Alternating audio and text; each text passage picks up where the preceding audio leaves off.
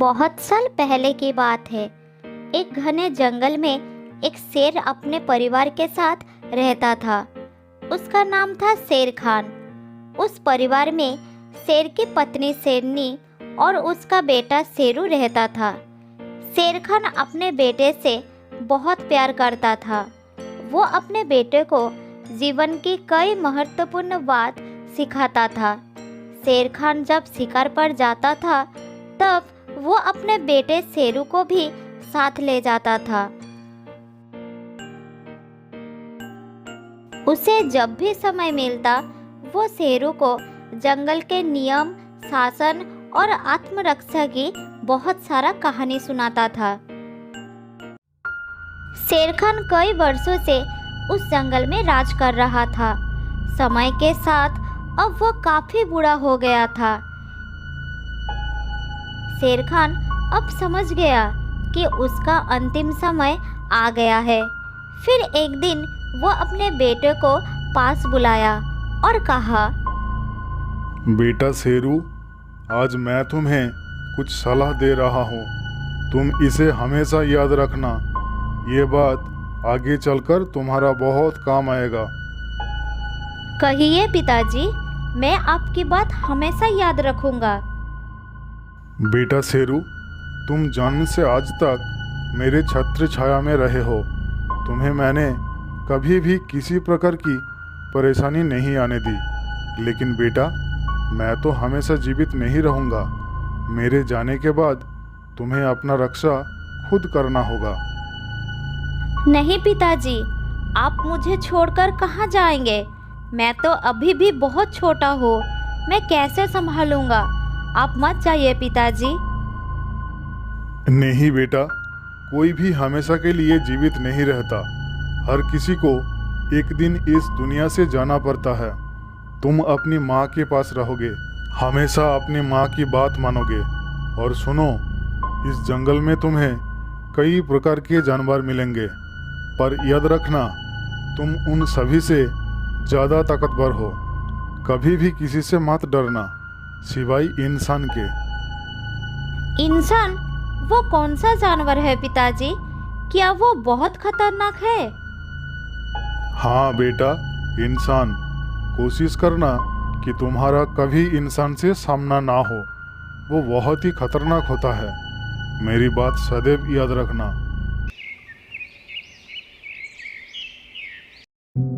कुछ दिनों के बाद शेर खान की मृत्यु हो जाती है। अपने पिता की मृत्यु के बाद शेरू बहुत अकेला हो जाता है।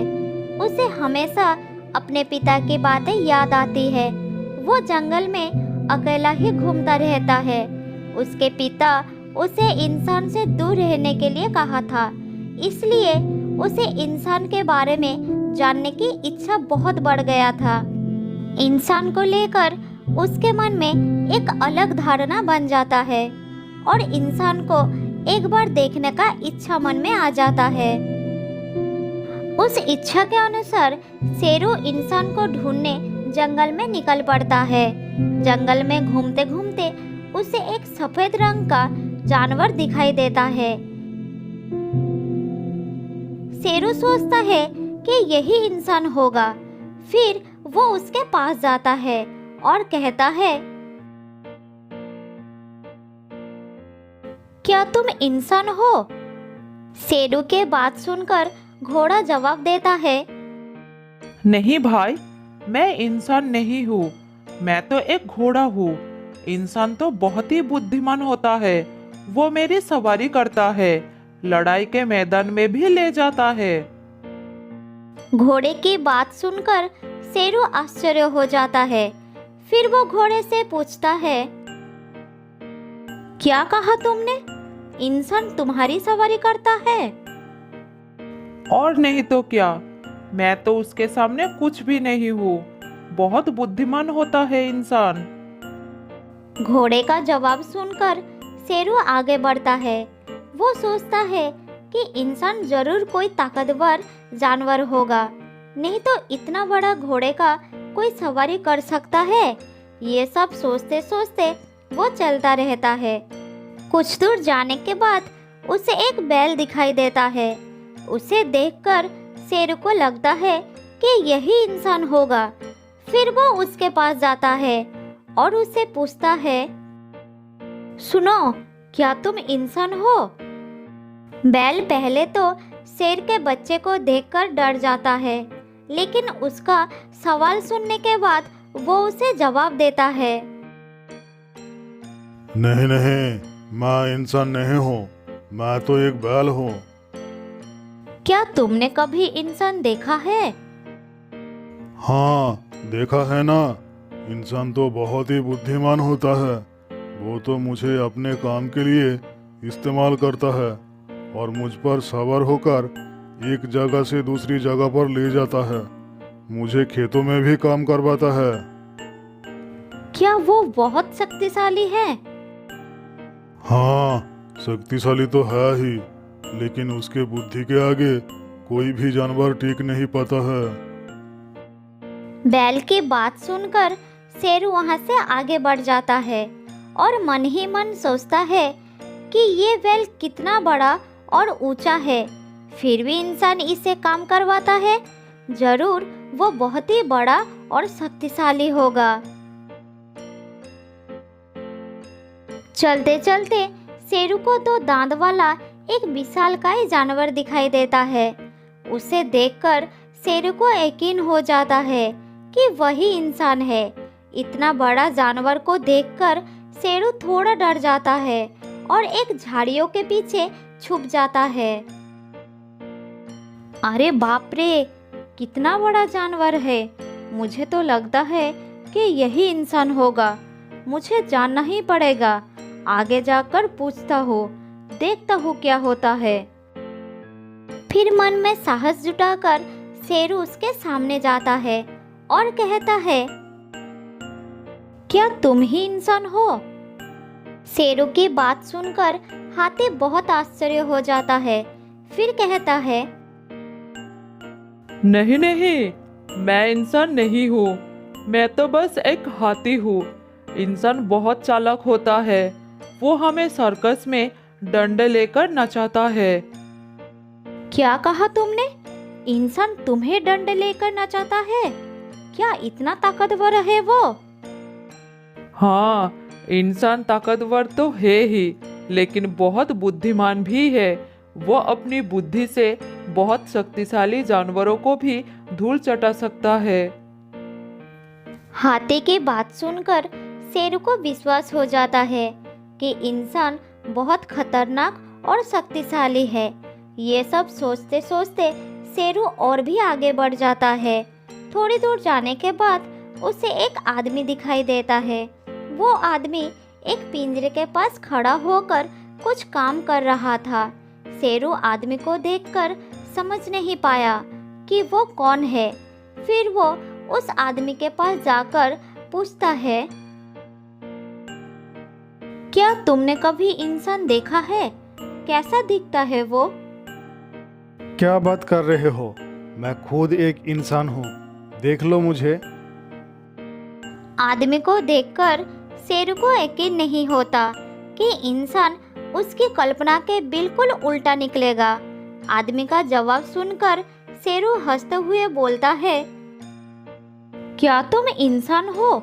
मुझे तो लगा था कि इंसान बहुत ही खतरनाक होगा, लेकिन तुम्हें तो मैं अभी मार कर खा जाऊंगा। सभी जानवर कह रहे थे कि इंसान बहुत ताकतवर और बुद्धिमान होता है।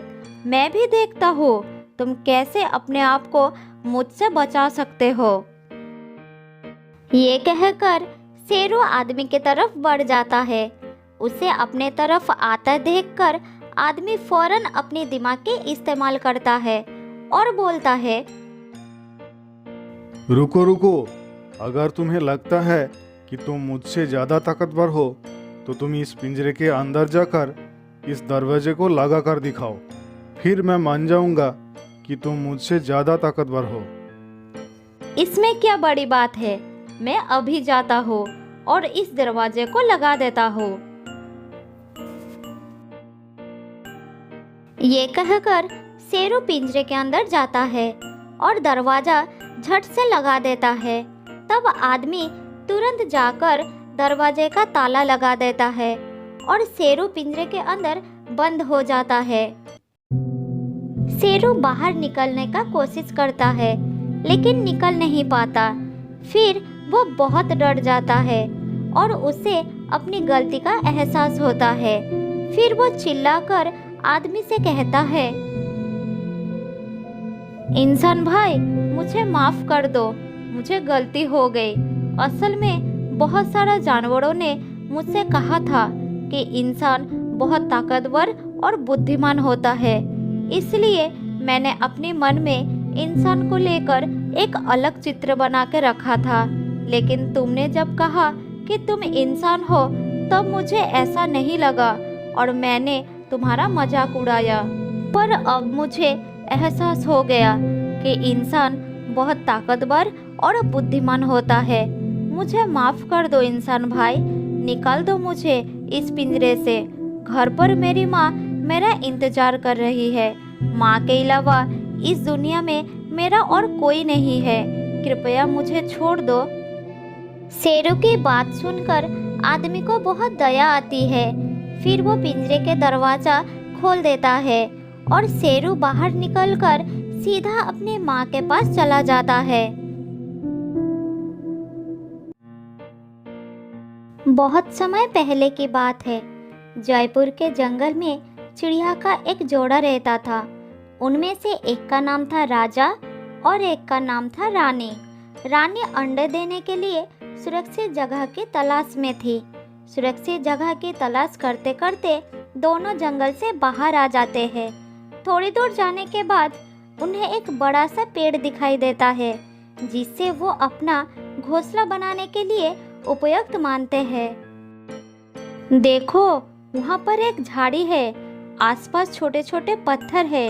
मुझे ऐसा लगता है कि अंडे देने के लिए सही जगह है वो। चलो देख लेते हैं, करीब से स्थिति ज्यादा समझ में आएगी। हमें अपने अंडों के बाद बच्चों की सुरक्षा भी देखना होगा। यहाँ खेतों में तरह तरह के कीड़े भी बड़ी आसानी से मिल जाते हैं। चलो पास में अपने होने वाले घर का नज़ारा देख लेते हैं। चलते चलते दोनों झाड़ी के पास पहुंच गए और उस स्थान को देखकर उन्हें पूरा विश्वास हो गया कि जगह पूरी तरह से सुरक्षित है। इस तरह कुछ दिन बीत जाता है।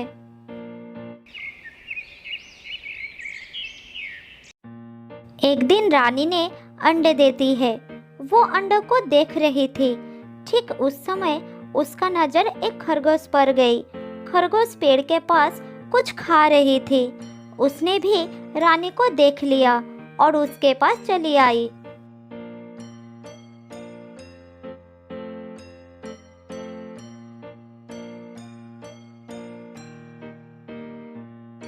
कितना सुंदर हो तुम, लगता है इस इलाका में नई आई हो। बहुत अच्छी बात है, मैं आपकी पड़ोसन हूँ। वैसे तो यहाँ सब कुछ ठीक है, लेकिन एक लोमड़ी से सावधान रहना पड़ता है। वो मौका देखकर हमला कर देती है, बस उससे ही बचकर रहना होगा। मैं भी ख्याल रखूंगी। ठीक है बहन, बहुत बहुत शुक्रिया। आप जैसी अच्छी पड़ोसन को पाकर मैं बहुत खुश हूँ। मैं यहाँ नई आई हूँ, आप कभी कभी आएंगे तो बहुत मदद होगी। मुझे भी बड़ी खुशी हो रही है। ठीक है बहन, मैं चलती हूँ। अपना ख्याल रखना। मैं पास में रहती हूँ, कभी भी जरूरत हो तो मुझे बुलाना, मैं चली आऊंगी।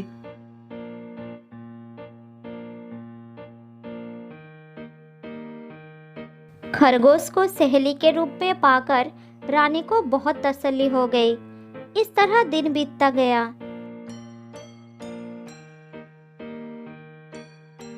खरगोश अक्सर बात करने के लिए रानी के पास आ जाती थी। दोनों ने अपनी अपनी सुख दुख के बातें करते थे। इस तरह दोनों में अच्छी दोस्ती भी हो गई। खरगोश रानी के लिए खाना भी ले आती थी।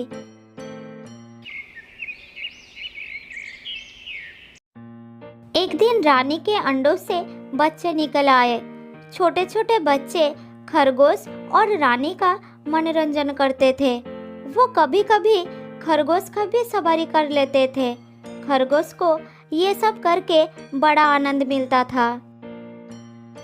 इस छोटू ने तो मुझे घोड़ा ही समझ लिया है। जब देखता है सवारी कर लेता है। बहुत प्यारा है दोनों बच्चे। सवारी तो ये मुझ पर भी कर लेता है, लेकिन असली मजा तब आती है जब तुम इसकी घोड़ी बनती हो। ये दोनों तुमसे बहुत प्यार करते हैं बहन, हमेशा तुम्हारे बारे में पूछते रहते हैं। मुझे भी ये दोनों बहुत पसंद है। मैं इन दोनों को देखे बिना एक दिन भी नहीं रह सकती, इसलिए मैं हमेशा दौड़े चली आती हूँ। रानी के दोनों बच्चे खरगोश से सारे दिन खेलते रहते थे। राजा अब बहुत कम उनके पास आता था। वो बच्चों के पास बहुत कम समय रहता था। खरगोश से ही दोनों बच्चों का गहरा नाता था। जब रानी खाना ढूंढने के लिए बाहर जाती थी, तब दोनों बच्चे खरगोश के पास ही रहता था। तब वो बच्चों का बड़ा ख्याल रखती थी।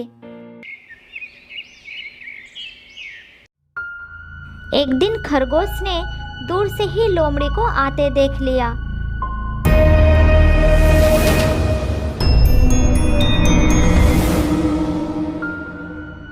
रानी अपने बच्चों के पास नहीं थी। खरगोश को बच्चों की बड़ी चिंता हो गई। वो दौड़कर बच्चों के पास पहुंच गई। चलो बच्चों, जल्दी से घर के अंदर चले जाओ। अभी तुम्हें बाहर खेलना ठीक नहीं होगा। तुम्हारे माँ घर पर नहीं है। जल्दी अंदर जाओ। मौसी, क्या कोई खतरा है? बताओ ना मौसी, तुम इतने डरे क्यों हो? बच्चे, इस समय प्रश्न पूछने का समय नहीं है। जल्दी से घर के अंदर चले जाओ। हमें जल्दी से छुपना है। बिल्कुल देर मत करो, जल्दी जाओ। रानी के दोनों बच्चे खरगोश के बात मानकर घर के अंदर चले गए। खरगोश उन दोनों को घर के अंदर कर दिया और वो बाहर खड़ी हो गई। बच्चों, बाहर मत आना। जब खतरा टल जाएगा मैं तुम्हें बुला लूंगी। अंदर चुपचाप बैठे रहना, बिल्कुल आवाज मत करना। बच्चे चुप हो गए और खरगोश बाहर खड़ी रही। तब लोमड़ी वहां आ गई।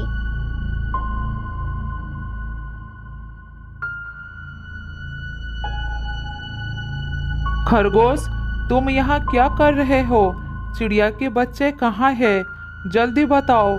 मैंने दूर से उन दोनों को तुम्हारे पास देखा है। जहाँ उन्हें होना चाहिए वही है, लेकिन तुम यहाँ क्या कर रही हो? बात मत बनाओ, जल्दी से बताओ। चिड़िया के बच्चे कहाँ हैं? क्या तुम उन दोनों को छुपा दिया? बच्चे उनके माँ के साथ घूमने गया है। तुम्हारा यहाँ आना ही बेकार। इतने में रानी का एक बच्चा पीछे से बोला, मौसी, झूठ मत बोलो। हम दोनों माँ के साथ घूमने नहीं गए। हम तो यहाँ हैं। तुम लोग अंदर जाओ, बाहर मत निकलो। क्यों रे खरगोश, तू मुझसे झूठ क्यों बोली? मैं अभी पहले बच्चों की खबर लेती हूँ, उसके बाद तेरी खबर लूंगी। मेरी जीते जी तुम बच्चों को छू भी नहीं पाओगी। चले जाओ यहाँ से। इतना कहकर खरगोश लोमड़ी के ऊपर टूट पड़ी और लोमड़ी को काट लिया। दोनों में लड़ाई होने लगी, एक दूसरे पर वार करने लगे। लोमड़ी का पालड़ा भारी पड़ रहा था। खरगोश भी हार नहीं मान रही थी, लगातार लड़े जा रही थी।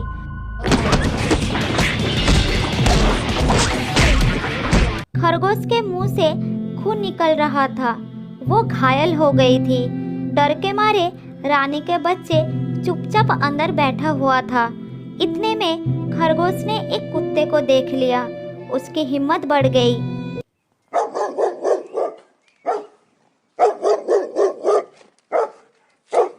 कुत्ते ने उन्हें लड़ते देखा और उन दोनों की ओर दौड़ा। इधर कुत्ते को अपनी ओर दौड़ता देखकर लोमड़ी अपनी जान बचाने के लिए डर के मारे भाग गई।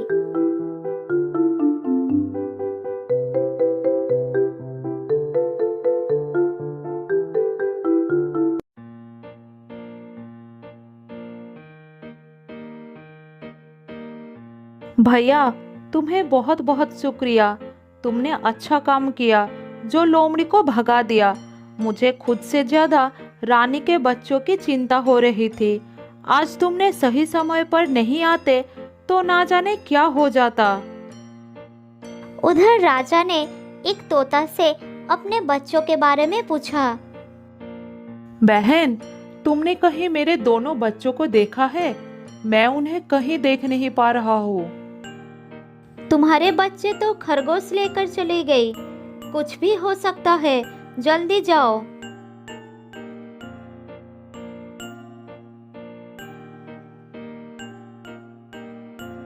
राजा ने जब खरगोश के पास पहुंचा, तब खरगोश के मुंह से खून निकल रहा था। राजा ने सोचा खरगोश ने उसके बच्चों को मार दिया है, इसलिए मुंह में खून लगा है। राजा ने बिना कुछ पूछे खरगोश के ऊपर वार करना शुरू कर दिया। उसे चोंच से मारने लगा।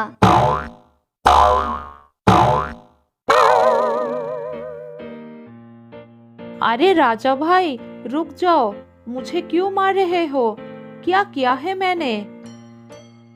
तूने मेरे बच्चों को मारा है। मैं तुझे जिंदा नहीं छोड़ूंगा। मैं भला क्यों मारूंगी? तुम्हारे बच्चे सही सलामत है। बच्चों, बाहर आओ। बच्चे लोमड़ी और खरगोश की लड़ाई देखकर पूरी तरह से डर गए थे, इसलिए वो बाहर नहीं आ रहे थे। इतने में रानी आ गई और उसने अपने दोनों बच्चों को अंदर से निकालकर बाहर लाई और अपने पति को डांटने लगी। तुम कैसे बाप हो? बच्चों का ध्यान नहीं दिया जाता और मेरी बहन पर ऐसा गंदा आरोप लगा दिया। उसने तो बच्चों को लोमड़ी से बचाया और खुद उनके लिए लड़ गई, घायल हो गई। खरगोश बहन, मुझे माफ कर दो। मैंने तुम्हें पहचानने में बहुत गलती कर दी। तुम बच्चों की सच्ची मौसी हो। इसके बाद वो सब मिलकर खुशी खुशी रहने लगे।